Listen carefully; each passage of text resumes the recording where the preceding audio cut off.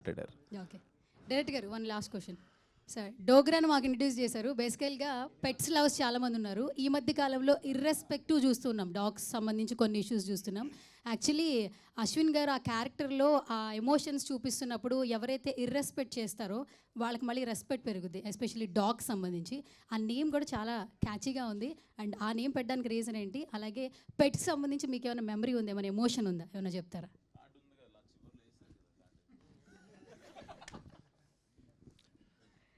Dogra was my pet. ఆ పేరు lot of emotion connect అయింది దానికి. He is no more. అనే పెట్ లవర్స్ అందరూ హ్యాపీగా వచ్చి చూడాలని నేను రిక్వెస్ట్ చేస్తున్నాను. అండ్ తను ఆ క్యారెక్టర్ని అడాప్ట్ చేసుకున్న తర్వాత ఆ పేరు వినిపించినప్పుడల్లా సెట్లో there was little emotion drive అవుతుంది. But the best what we can do for cinema is taking that character into this hero. And అద్దం సీన్స్లో కానీ అండ్ వేరే దగ్గర కానీ ఐ యూస్ టు రోజు అంటే ఏది మర్చిపోవాలని ట్రై చేస్తాం మనం, అది రోజు గుర్తొస్తూ ఉంటుంది. నేను స్క్రిప్ట్ రాసుకునేటప్పుడు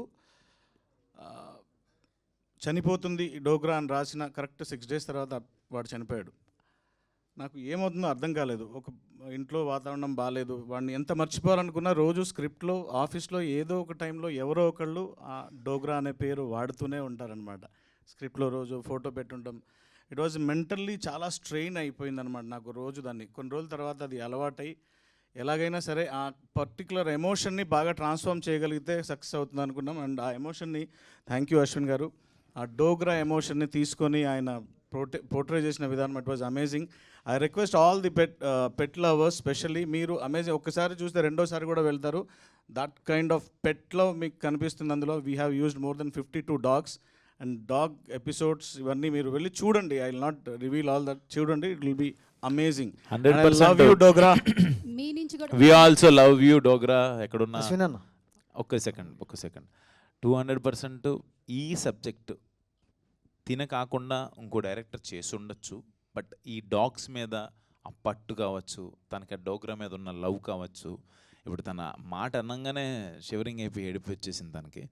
నిజంగా నాకు ఆ కథ చెప్పినప్పుడు కూడా తన యాజ్ ఇట్ ఈజ్ ఆ డాగ్ సీక్వెన్సెస్ ఏమైతే అనుకున్నాడో అవన్నీ ఆ డాగ్ దాని మీద ఆ ప్రేమ లేకపోతే అది మనం అనుకుంటే రావు.